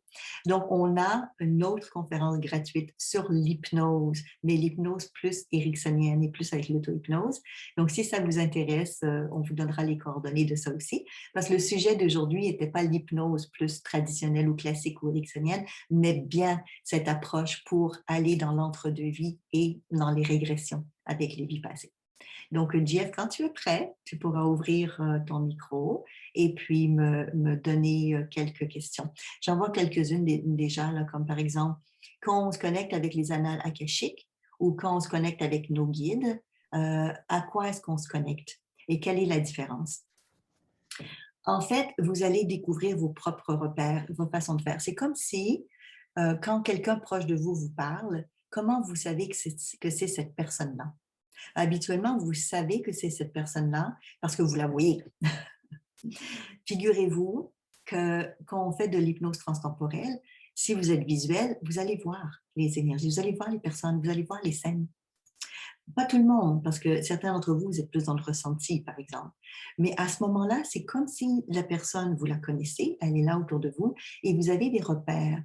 Vous repérez son ton de voix, ou vous l'entendez marcher, et vous savez que c'est un tel qui est là. Donc, on a des indices qui reviennent. Et c'est comme ça que vous savez avec qui vous êtes connecté. L'autre chose, c'est les preuves. C'est-à-dire qu'on peut se connecter à des annales akashiques, puisque c'est la question, et demander d'aller chercher de l'information qu'on peut valider, qu'on peut vérifier. Et souvent, c'est des choses qu'on peut vérifier aussi avec le temps. Et la meilleure vérification possible, c'est si après avoir fait une session, par exemple, de retour sur vous, soit entre deux vies ou régression, que vous vous sentez mieux, que vous avez réglé des choses dans votre vie, que vous êtes plus joyeux. Habituellement, quand on a des bonnes réponses de solutionnement et de mieux-être, c'est parce qu'il s'est passé quelque chose d'important. Donc, oui, il y a différents types d'informations qu'on peut aller voir et qu'on peut faire aussi. Oui. Quelqu'un qui dit, c'est Olaf qui dit, c'est un petit peu comme un GPS de voiture. Oui, ça nous guide. En fait, on est guidé par l'intention. C'est-à-dire qu'avant de faire le travail, donc la régression dans la vie passée, je vais arriver avec une thématique. La thématique peut être, ben, j'ai quelque chose que j'aimerais comprendre dans une relation avec quelqu'un d'autre. Et ça donne un fil d'intention. Et grâce à ça, la vie qui va monter, c'est une vie qui est en lien avec la demande d'intention. Parce que j'ai oublié de vous dire qu'il y a tellement de vies passées différentes. Donc, c'est pas ça qui manque, qu'à un moment donné, on pourrait passer des heures et des années à se connecter à des vies passées. Donc, on a toujours une direction et une intention pour être capable de choisir dans quelle vie on va se connecter. Parce qu'il y a des vies qui sont intéressantes, mais qui ne sont pas nécessairement en lien avec l'apprentissage et la leçon de vie ou ce qu'on voudrait savoir ici, maintenant, dans le quotidien. Donc oui, on a comme un fil conducteur, comme une direction qu'on peut prendre. Ensuite, il y avait Monique qui me dit qu'on doit se méfier des machines qui vont dévoiler les auras.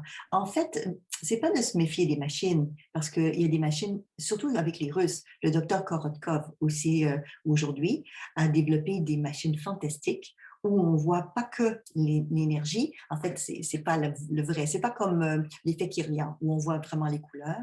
Le docteur Korotkov, c'est un médecin, mais c'est un scientifique, et il a développé une machine qui permet, figurez-vous, de faire de la prévention. L'objectif numéro 1 de voir les auras à l'époque, même avec l'effet Kirlian, c'était pour voir dans l'énergie des problématiques de santé avant qu'elles s'incrustent dans le corps physique.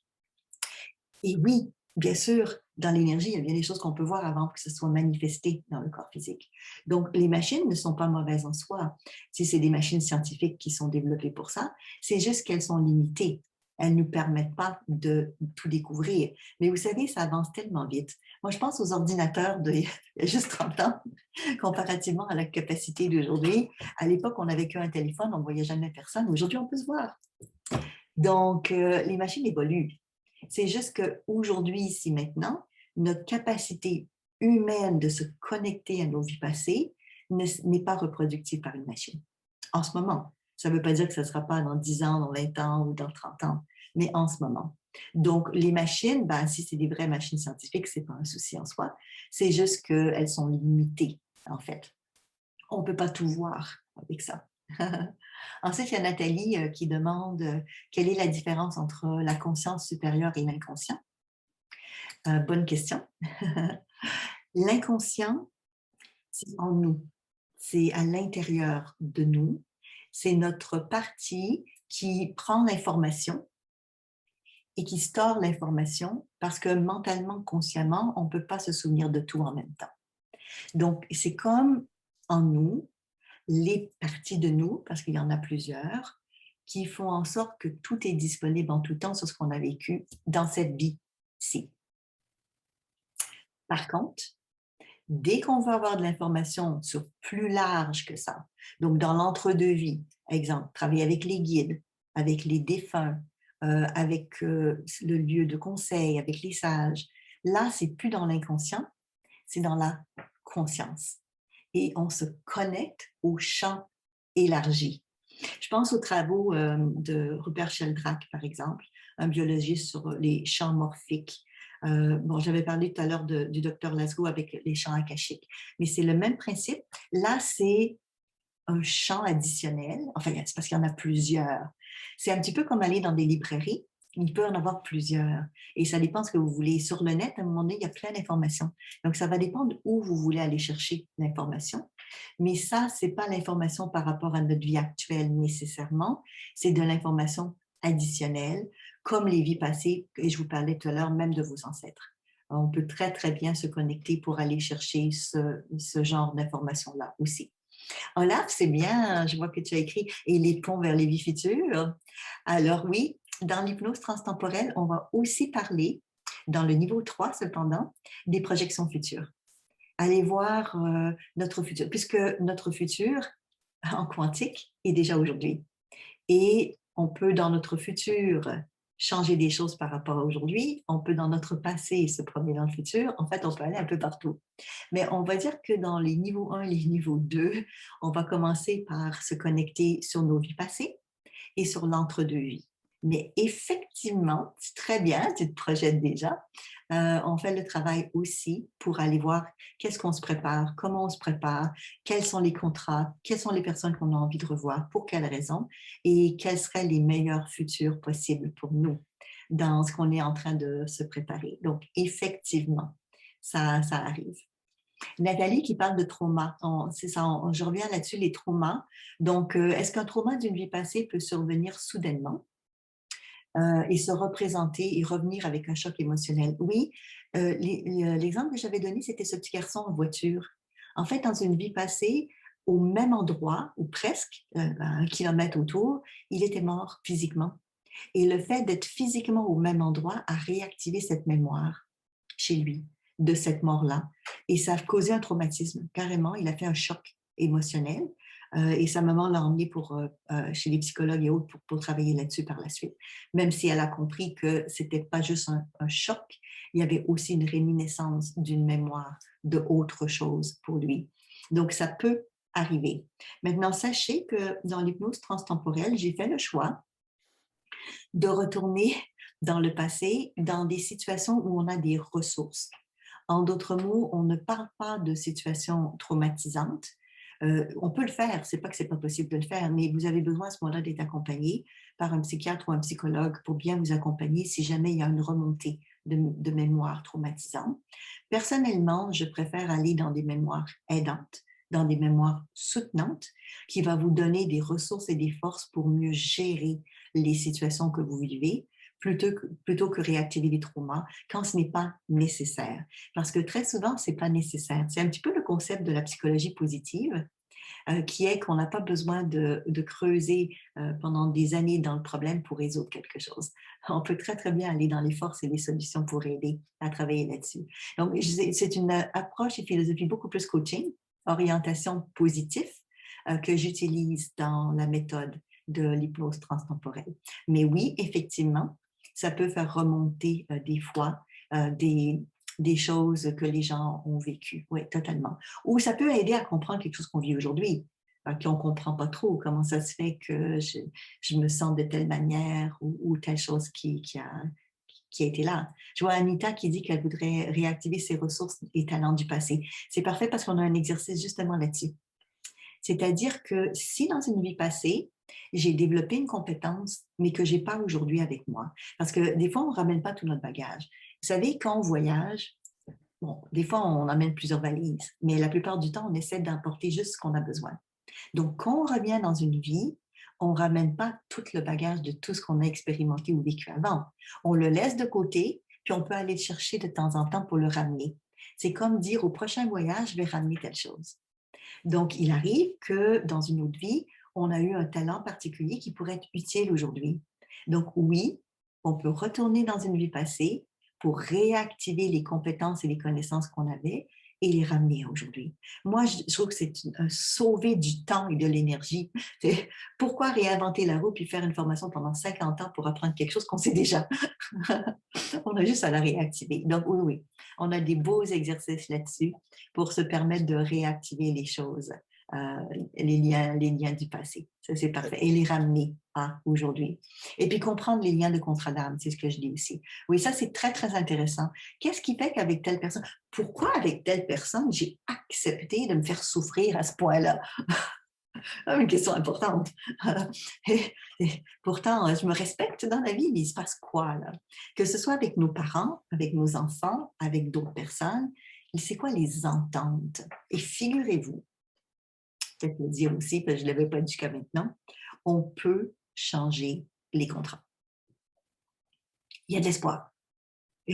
C'est pas parce que de l'autre côté, j'avais dit on va se revoir et je vais t'aider avec ça, ou je vais payer le prix, ou je vais payer ta dette de ça, par exemple. Ça arrive des fois, comme dans les familles, hein, qu'on va essuyer la dette de quelqu'un.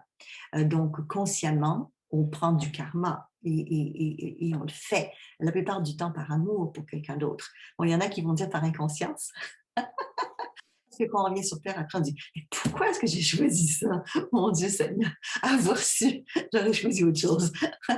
Ça se transforme, ça se change. On peut comprendre qu'est-ce qui est en arrière de ça et ensuite décider. Voilà. Bon, ben super, Jeff. Quand tu veux, je suis prête à Oui, si j'ai tu quelques lises questions de plus. quelques questions. Je me rends bien compte Ah, que je tu t'entends reçois pas, des ton questions. micro. Ah, Oui, pardon? oui, je t'entendais pas. Là, je OK. t'entends. C'est ça. Je me rends compte que tu reçois des questions directement que moi, je ne vois pas. Ah, c'est vrai? J'ai l'impression que j'en reçois quelques-unes que toi, tu ne vois pas. Ben, alors, je te laisse lire celles que tu Oui, reçois c'est que je ça, n'ai pas j'en ai reçues. quelques-unes de plus pour toi. Bon, par exemple, j'ai Monique ici qui demande, et pour le futur, est-ce qu'on peut poser des ressources, est-ce qu'on peut poser des ressources sur le futur? Oui. Alors, Monique, je suis très contente que tu parles de ça. C'est comme Olaf, hein? Vous êtes très orienté futur, c'est parfait. J'adore ça. Parce que c'est une des bonnes utilisations de cette approche-là, justement. Oui. Donc, on peut faire un choix dans le futur. Et là, je reviens un petit peu à la question d'Anita.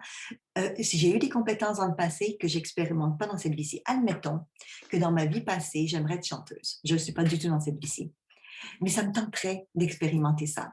Je pourrais aller dans une vie passée, chercher les compétences que j'ai déjà eues dans le champ, soit les miennes, ou qu'est-ce qu'on peut faire dans l'entre-deux-vie? Se connecter à quelqu'un qui sait chanter. N'est-ce pas fantastique?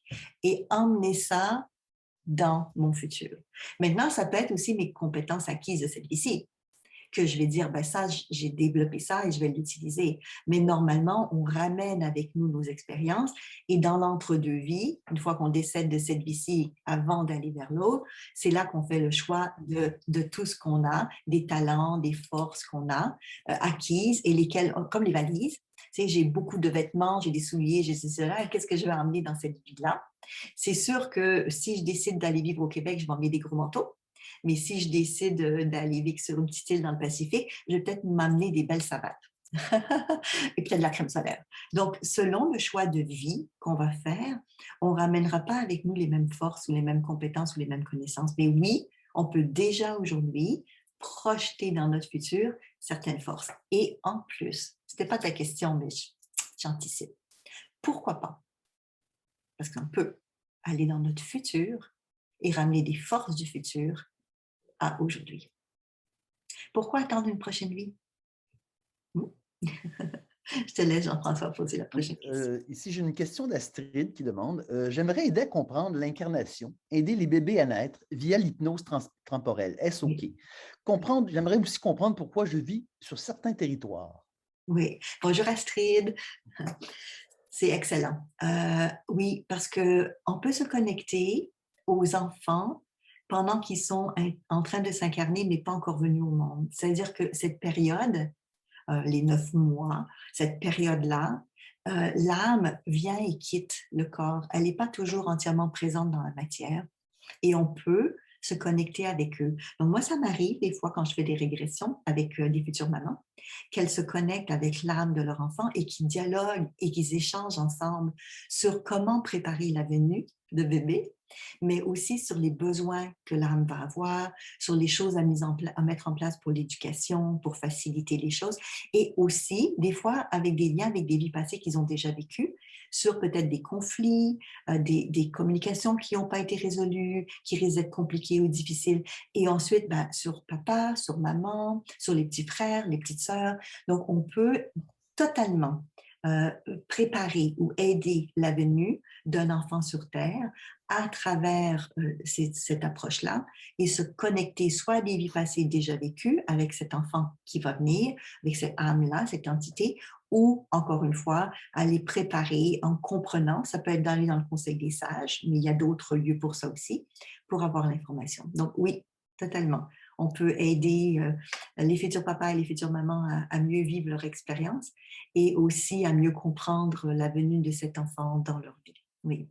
Et puis après, comme ta question était comprendre les territoires, mieux comprendre pourquoi je vais vivre à un lieu ou à un autre lieu, on peut très, très bien retourner dans l'entente, la mission de vie ou le contrat d'âme et poser des questions et vérifier qu'est-ce qui fait que tu as fait ces choix-là.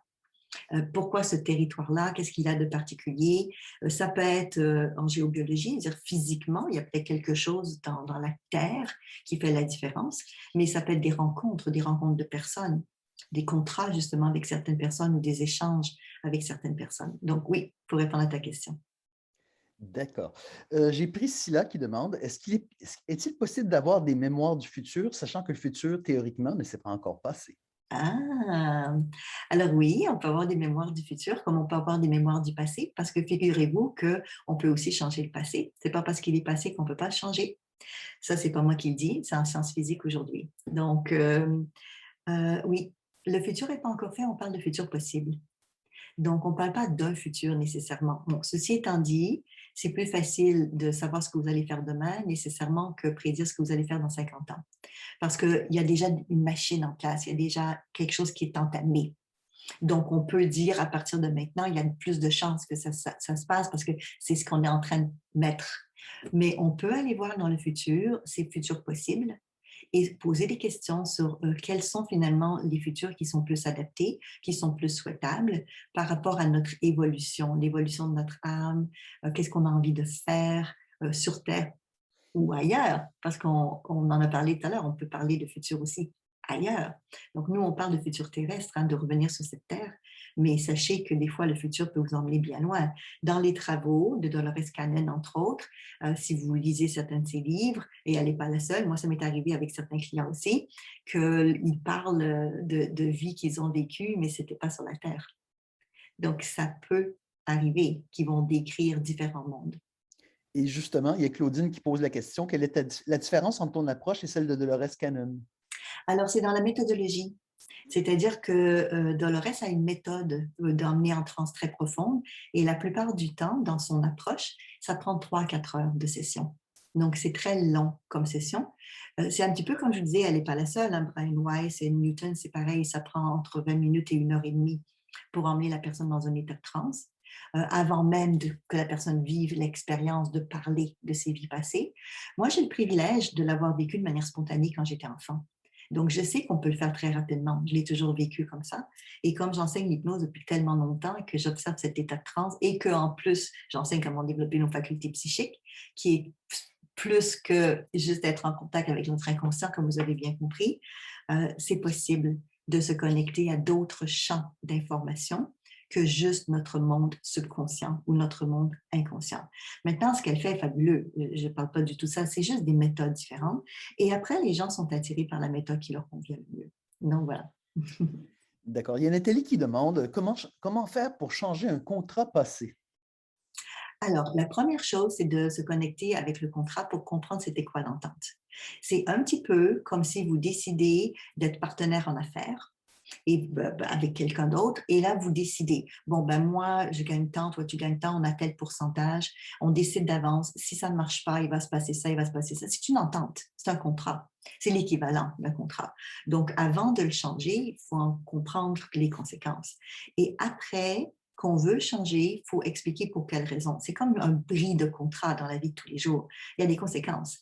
Ça peut être une conséquence physiquement, où on donnerait de l'argent à quelqu'un, où on compenserait d'une manière ou dans une autre, ou on ferait peut-être un acte de réparation, ça dépend du genre de contrat qui a terminé, ou peut-être, et ça arrive des fois, on a déjà rempli le contrat, mais on ne le sait pas.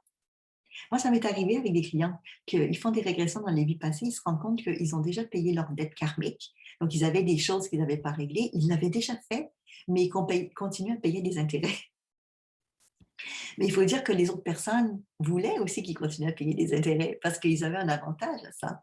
Donc, on peut changer le contrat, mais avant, il faut découvrir quel est le contrat, qu'est-ce qui est en arrière de ça, quels sont les points forts, les points faibles et quelles sont les conséquences du changement. Et après, on peut faire un choix de ce qu'on a envie de faire. Maintenant, sachez qu'il arrive des fois que les âmes, les autres, ne veulent pas nécessairement que nous, on change le contrat parce que des fois, c'est à leur avantage. Mais on peut divorcer dans une vie, éventuellement, sans nécessairement que l'autre soit consentant tout de suite. On peut couper les contrats, même si les autres âmes ne sont pas consentantes selon certaines conditions. La plupart du temps, cependant, lorsqu'on coupe un contrat, c'est un consentement commun. C'est plus comme une négociation qu'on fait ensemble parce qu'on a donné. Si ça fait déjà 30 ans ou 40 ans de votre vie que vous aidez quelqu'un, vous accompagnez quelqu'un à faire quelque chose et vous sentez que vous avez pu à le faire, ben peut-être qu'effectivement, c'est suffisant. Parce que les contrats peuvent être dans le temps aussi. On peut avoir un contrat pour 1 an, pour 2 ans, pour 10 ans, mais des fois, on ne se souvient pas de la durée du contrat et on continue à le faire, même si quelque part, il est peut-être déjà obsolète. Sur un plan très pratique, il y a Astrid qui pose la question et Anita semble avoir un petit peu la même genre de question. Donc, Astrid demande quelles sont les différences ou avantages entre la formation de lecture d'aura et celle d'hypnose transtemporelle. Ah, c'est une très bonne question. Et Anita, elle, de son côté, se demandait justement si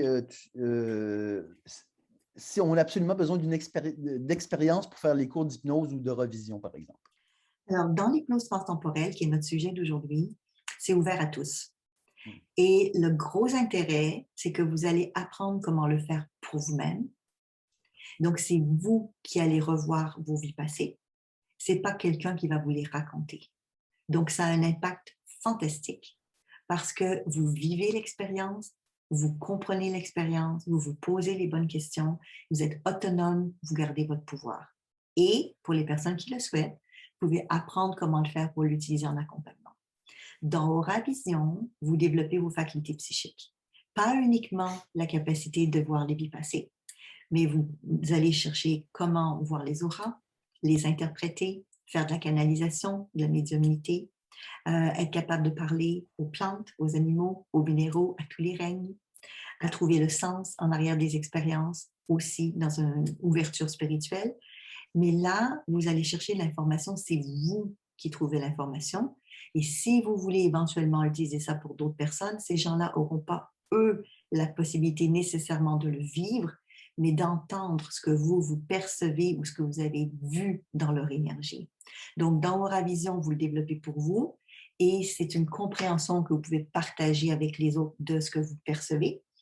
Dans l'hypnose transtemporelle, vous le vivez pour vous, mais vous pouvez accompagner quelqu'un d'autre qui va vivre l'expérience.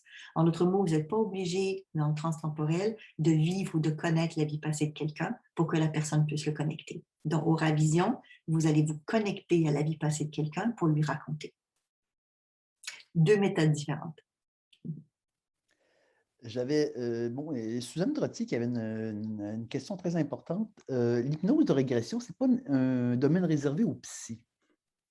Alors, ça dépend pourquoi. Ce n'est pas réservé aux psy, l'hypnose de régression.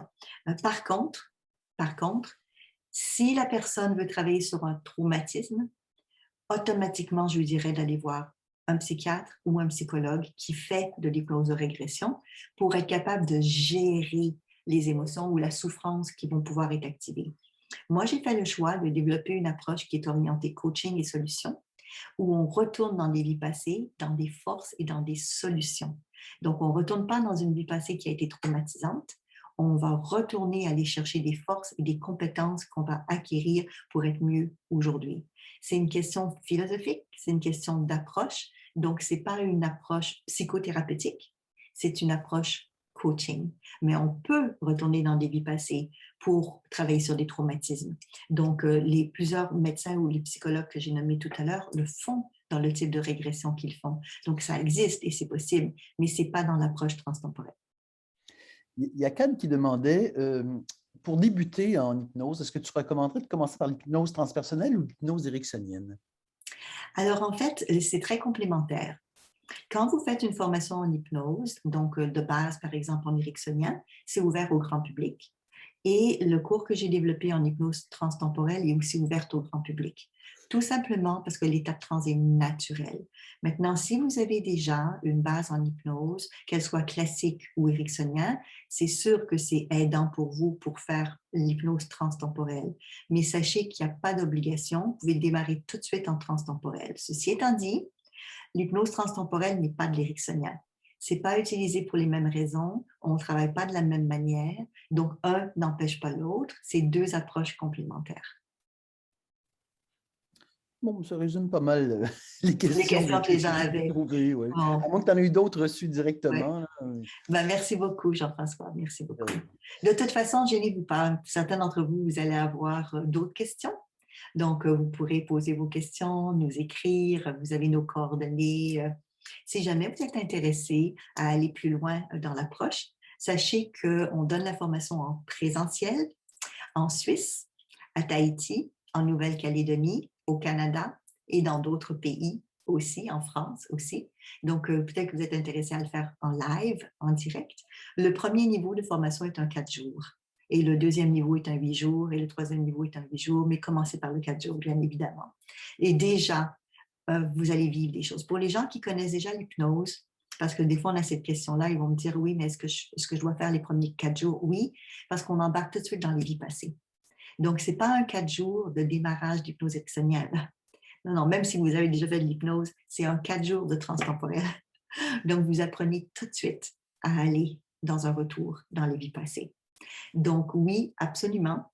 Selon où vous voulez aller, vous pourrez le faire en présentiel. Sachez que la formation sera aussi disponible en ligne à partir de l'automne, donc automne au Canada, 2022.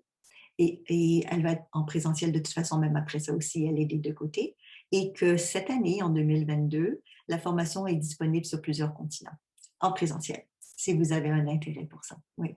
D'ailleurs, vous allez recevoir, ça me fait penser probablement dans les prochains jours, par mail, un coupon cadeau pour les personnes qui ont envie de faire la formation. On vous offre une belle promotion. Donc, un beau rabais que vous allez pouvoir appliquer à la prochaine formation. Maintenant, si vous êtes plus intéressé par l'hypnose, ericksonienne ou autre, ben, évidemment, il est comme ça fait plus de 30 ans qu'on enseigne l'hypnose, donc vous êtes à la bonne place pour ça aussi. Et puis, vous pouvez aller sur notre site web, lapnl.ca, pour aller vérifier les dates des différentes activités. Maintenant, si vous cherchez des intervenants, des gens qui accompagnent en hypnose transtemporelle dans différents pays, sachez qu'on en a déjà formé. Donc, si c'est un intérêt que vous avez, on peut vous référer à des gens qui utilisent cette approche-là. Donc, à ce moment-là, vous nous écrivez, puis on vous met en lien avec ces gens-là. Oui. Donc, ça m'a fait un gros plaisir d'être avec vous aujourd'hui. Je pense que c'est une discipline, moi en tout cas, je suis fascinée depuis tellement longtemps avec tout ça, de découvrir ces autres mondes, ces autres réalités, de le partager aussi avec les gens pour dire, et je reviens là-dessus, sur le fait qu'on peut le faire. C'est possible d'aller chercher cette information-là. C'est possible de comprendre comment ça fonctionne et de l'utiliser pour nous dans notre vie. Donc, belle fin de journée à vous tous et au plaisir de vous revoir. Bye bye tout le monde. Ciao. À la prochaine.